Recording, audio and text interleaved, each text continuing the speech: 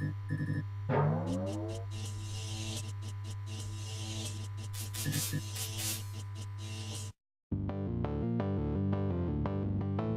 remember to like, subscribe and comment, as we love to hear back from our viewers. Also, if you enjoy our videos, please consider becoming a patron of our show through Patreon and or GoFundMe. Links are listed below the video in the description.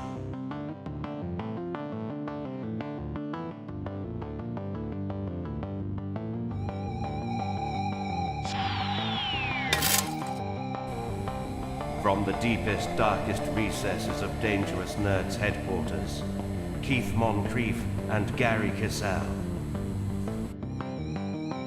Hello everyone, and welcome to another fine episode of Pop Culture Minefield with Keith. Hey, Gerry! Well, today we're going to start off basically just announcing something that is pretty cool for us.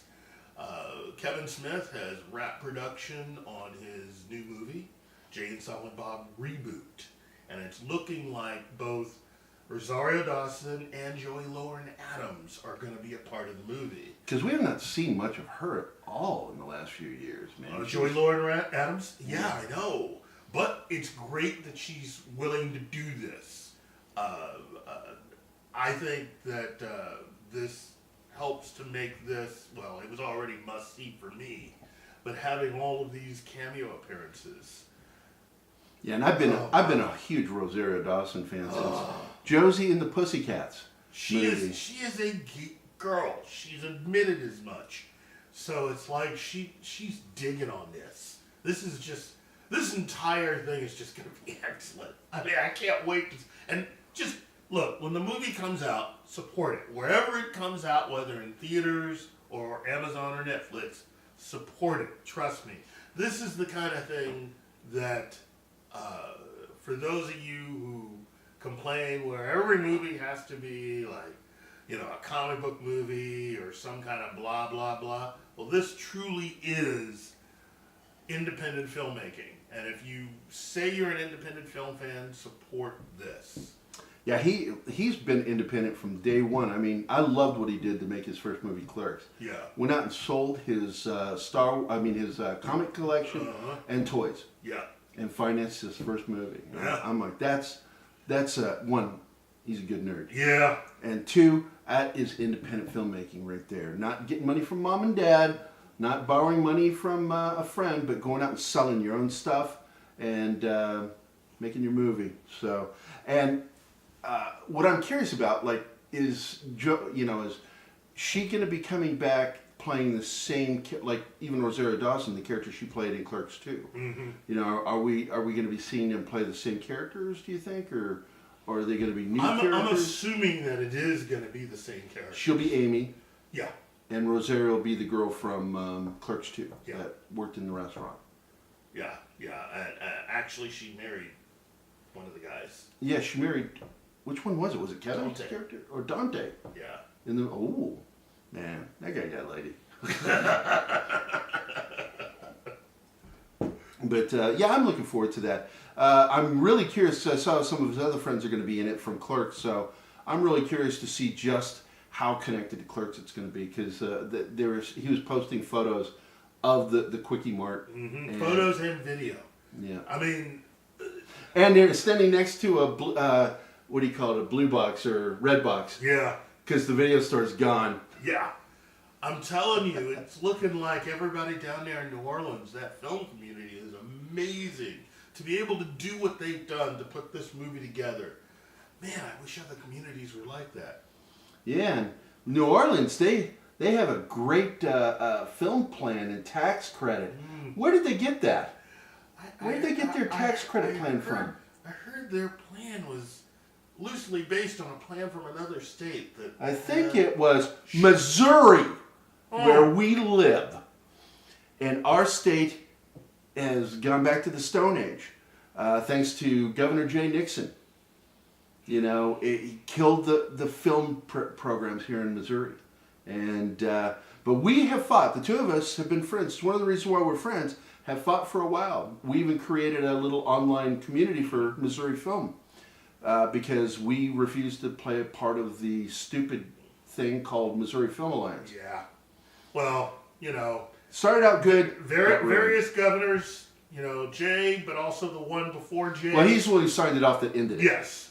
And of course, various people who say they're with the film community, but, don't support it and continue to They're there for their own careers. Yeah, yeah. I mean, those in Jefferson City that are just giving a lot of lip service to it. Come on, man. I mean, a lot of you guys, we see what you do, so. It's like the last really good film that was shot in this area that I remember was Winter's Bone. Yeah, yeah. With what's her name? J Law or what? Yeah, Jennifer Lawrence. Jennifer Lawrence. It was a very good film, fantastic cast and crew. Shot right here in this region where we're at. Look, we just need more films shot in this state. And preferably, with anyone that wants to come here, but also with people from this state. Because there's a lot of people that work in the business that are actually from Missouri. People like these are skilled filmmakers. Yeah, people. Jay Lee, who is one of the leads on the Orville, is from Missouri. I'm sure he'd like to, shoot something. And of course, the entire Gunn family, it seems like, and the Pitt family, Brad's family is here. So you've got Brad Pitt, but you also have James Gunn and all his brothers. So, I mean, we've got it both ways. I mean, all we need now is just to make this something financiable. Man. Yeah. Yeah, I had problems with the word last one. Financially just possible. We need to just support it. That's pretty much what needs to happen. Exactly. So we'll see, But I'm not going to get my hopes up, until we get a good governor here again that understands tax credits and generating revenue, because they understand millions of dollars get spent when a film comes here to shoot. Yeah, because that's on local businesses and local employees. If you really wanted to support it, you'd do it, and we'd have that thing passed. Like that, exactly. So, moving on, we've got the leaked Star Wars Episode 9 poster. Yeah. Which apparently we found out that it's not the finished artwork. It's like the beforehand, but I still don't care. I don't like what's on there. We're missing key elements of important Star Wars characters. But on top of that, shouldn't this be like the poster that sort of signifies ends the Skywalker saga? And where's Luke? Not on the poster. On top of that, no Leia. It just has no connection to anything. Again, this is the Skywalker saga. They're fascinated with the lightsaber angles and the X-wings going up the lines. What they're not focused on is characters. So whoever came up with that poster, they should be taken out and publicly flogged. Look. Or caned. A good example, they had some basic character posters come out for in-game. Individual character posters for all of the major characters. That's good marketing. That's understanding the story and the audience that you have. When you have the posters come out in color with those who survived and the ones that were dusted or black and white. That sounds like everybody's on the same page, and it doesn't really take away from the story you're attempting to tell. Exactly. Unlike, this is the end of the Skywalker saga. Let's have that poster that says something about that. Curse you, Disney! Disney owns Marvel too. How are they? They get it right here, and they can't seem to get it right there. Maybe the right hand doesn't know what the left hand's doing. I don't know. That old foxtail. The old foxtail. So, moving from Star Wars and that crappy poster, we've got Disney, Marvel planning to reboot Daredevil and the other shows that were canceled on Netflix. I'm going to work on this. Hold on. Here's my shot face. Okay. Look. I like that shock face. That was really cool. Thank you. I bought it. I talked about this. We talked about this back when the whole thing with Netflix getting out of making the Marvel movies or films that they had. This was all part of that. So this is really just a duh moment. Look, I personally believe that Kevin Feige has decided to just move forward with all of his plans to solidify the MCU as a force to be reckoned with, both creatively and otherwise. This whole thing about creating television shows, that is his way of just saying, okay, enough fooling around. People keep asking, is this show tied to the movies? Is this show tied to the movies? Because it started out tied to the movies, because you even had the Avengers building in the background. Well, loosely tied, but it was a one-way tie. Yeah. In other words... It was one way to the show, not the show back to the movie. That's right. So, now is Kevin Feige basically putting together all these other shows and having them have many of the actors from the films in it. That's his way of saying, oh, you want something that's tied in? Here you go. This may actually be another example of that, where they're going to use Daredevil and Luke Cage to put together stuff for them and to actually have that be a part of the MCU. MCU. And I'm hoping that, my God, if they're going to do this with a reboot, I hope their casting is as good as what they did on Netflix, because I love the casting. Again, that gets into all of the legal difficulties and actors and everything else. I would love for them to use Charlie Cox, but I totally get it. If they don't. If they don't. But Charlie, to me, in particular, was one of the best. Yeah. And pause. Because Cox really was Matt Murdock. Oh, yeah. And the kid, I can't remember his name. I love him as an actor. That plays his partner. I just forgot his name, Foggy. And just really nailed the character. All of the casting for that was spot on. And the Punisher. Oh, my God. Yeah. Just unbelievable. Luke Cage. I loved the casting in that. Every character in that. And he was really good as Luke Cage. Jessica Jones was really good the first season. Mm-hmm. Second season, Blue Chunks. And I have no hopes for the third season. It's like, I felt like they lost something. They lost that, they were gelled that first season. Despite having a huge, massive plot hole that annoyed the crap out of me all the way through, I overlooked it because I thought it was really well done. And David Tennant was awesome as the villain. He brings it always. Oh my God, he's a good actor. I think ultimately, what would really make me happy is if they found a way of just working with working through Kevin Feige and what he wants to do. If they bring those characters back and into the MCU, at the very least, I'm not hoping for a film, but if they could just do some sort of a television event, and since they would have access to someone like Benedict Cumberbatch, having him cross over and just do a whole big Defenders thing. Mm-hmm. And bring him into the... I love that idea. That'd be great. Yeah, I would. I'd go for that. Get on that. Yeah, so... Get to it, Disney! Let's see. The other news, this is pretty exciting. Tom Hanks playing Elvis's boss as Colonel Tom Parker, which I thought was like really an odd casting, but when I think about it, it's like he kind of does when you resemble see him. his picture next to actual Tom Parker, you're going, I can see that. Yeah, he, unlike the Disney movie where he played Walt, I could actually see him playing Tom Parker.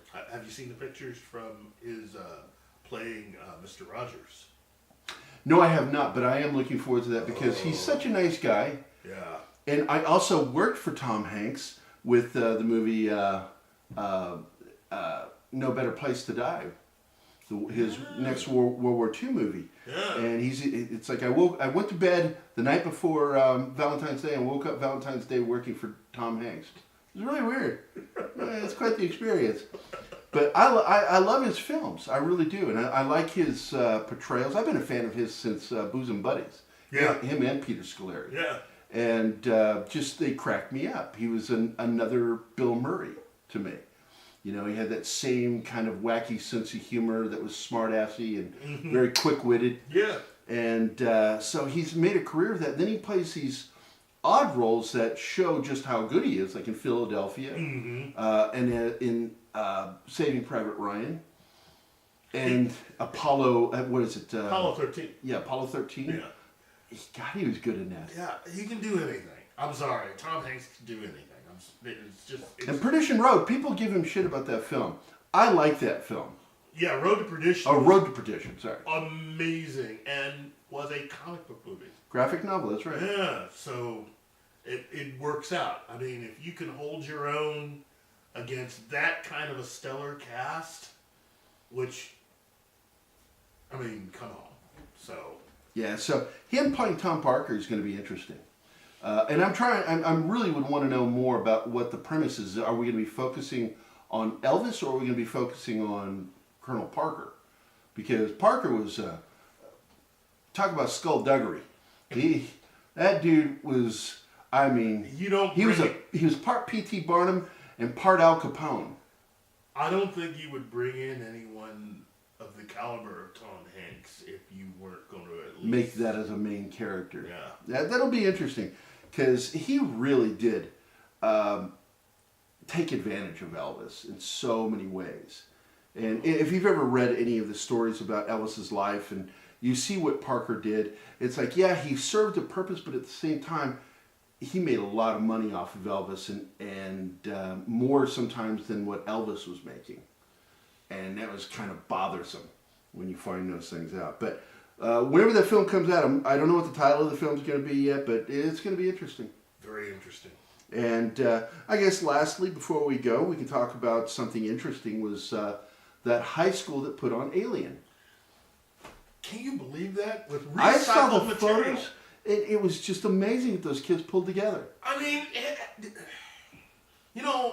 when I was in high school, nobody would have ever thought to do something like that. No. Not even remotely. We do it on our own at home, We would, because I remember back in the '80s when I think it was not Fangoria, the other Starlog publication, Fantastic Films or whatever it was. They were talking about how Mark Leonard and Walter Koenig from Star Trek would throw Halloween events. And they showed photos of how they had designed this whole Alien experience through their house for Halloween for kids. And they did Alien. And I thought that was so cool. So, and that's what this reminds me of. These kids, here it is this many years later, does something that we should have thought of when we were kids. And it's so impressive. And it's so impressive that Sigourney Weaver and Sir Ridley Scott himself, commented on it and were both very impressed with what these kids did. Well, Ridley Scott was so impressed, he's decided to send them some little financial backing to help them put that on again, and even encourage them to consider doing Gladiator next year. Oh my God. Tommy, have you ever seen a Gladiator film? Have you ever seen a grown man naked? That's from a little movie we call Airplane. It was very good film. Very good film. So anyway, that's it. I guess we got anything else we want to bring up? No, not really.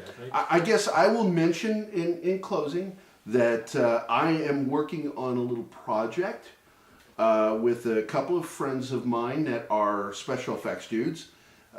Craig Edwards, who's a producer of this show, and of course my buddy Tony, who is the model builder who did the not Agent K, Officer K special car that was not used in the film, but the original one that Sid Mead designed. He built a 1/24th scale, I think, or 1/12 scale, and sent it to Randy Cooper, the model builder, prop builder. He worked on a few movies too, and he built a version of it. And so Tony and I met, and we hit it off immediately, like always happens with my friends. We always hit it off. And next thing you know, we're doing this Blade Runner fan film called Solstice. And wait. Solstice? Solstice. And I can't explain the title of the film. You have to actually read the short story that's on my Facebook page. The original short story I wrote in 1998 for Blade Zone. And it was one of the many short stories I wrote for Blade Runner. Because it's the only thing I've ever written Star Trek. I did write one fan fiction story. And I liked Blade Runner so much I wanted to expand the universe. And so when I did Blade Zone, I wanted to write these little short stories. And Solstice is such a good story. It impressed a lot of people. They were like, that should be a little film. And so I started writing a script, and I started growing it backwards. So now it has a whole new opening. And we were going to do live actors on green screen. And now, all of a sudden, after watching Netflix's Love, Death, and Robots, we decided to do an animated film. Yeah. A fully animated fan film prequel to Blade Runner that takes place sometime around 2010 to 2012. And it's an alternate universe, of course, obviously. But we're going to show the beginning of the Tyrell Corporation and how replicants became illegal on Earth. Look at you. That is great. How would somebody help you with this endeavor? Money would be really nice, but, you know, I'm not asking for that right now. But we need, right now, really, to help pull this off, a rigger that can help do character rigging. And because I'm designing the character in sketch art, and Tony's going to sculpt it in ZBrush, but then we need someone that can rig the sculpture on a digital skeletal frame. Wow. And animate it. So we've got everything else covered, all the special effects. Patrick Parenteau gave us his spinner model, which studios have been trying to get a hold of that 3D model for a while. And because of our friendship, he gave it to me to use, and I'm very honored that he did that. Thank you, Patrick. And so we're going to be doing something really cool. We're going to have an official website and Facebook page I will be launching next week. Okay. So I'll mention it in the next episode when we do it, and give you a link. And you can go like the page, check it out. And if you want to contribute a little bit of cash to help us get this dream started, go right ahead, because all the money's going to go to them. It's not going to go to me. I make a good enough money off of what I do that I can get by. I want to make sure that the guys that are helping me get paid. Good. And so it's going to go to them, not me. And so anyway, with that, I guess that's the end of this episode of, what is this show called? It's called Pop Culture. Pop Culture. Minefield. Minefield. With Keith and Gerry. And with that, we bid y'all a fair adieu. Y'all come back now. Yeah.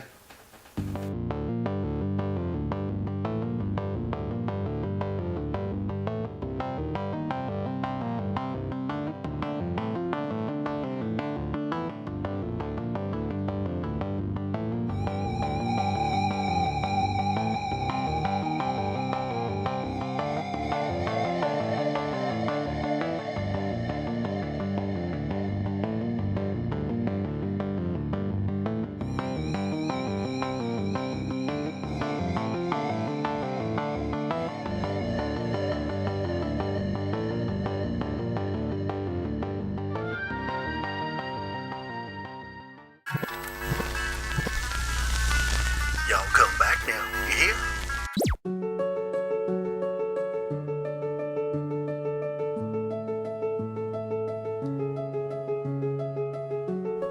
Hi comics and monster fans, welcome to the Return to Monster Island Kickstarter campaign. I'm Graham Nolan. You probably know my work from my years of working at Marvel and DC Comics. I'm the designer and co-creator of the Batman villain Bane. I've recently partnered with my friends at Ominous Press to bring you the 20th anniversary edition of Monster Island. And thanks to all of the backers that supported the project, it was a great success, and we can finally bring to you the long-awaited sequel, Return to Monster Island. It's been 20 years in the making, and I think everybody's been patient long enough. Return to Monster Island is the long-awaited sequel to my original story, Monster Island. It's been 20 years in the making. I've always wanted to do the sequel and the subsequent sequels. This was originally an idea that had 4 story parts, and this obviously is the first one. 2 years have passed since the original adventure, and our heroes, Mac and Duke, are called back to action. When the Monster Island shows up on the Navy radar screens above the Bering Sea, it's a race against time to get there before the Russians. A group of aliens has taken over the island, and our heroes have to set things right before the island disappears once more. New characters, new monsters, and new dangers await you on the return to Monster Island. Some of the great rewards for this campaign include Return to Monster Island in full color, a colorized version of the original Monster Island, commission art done by me, and lots of other great stuff. Thank you for joining us for Return to Monster Island. I hope you'll consider pledging your support to this campaign. I know with your help it'll be a huge success.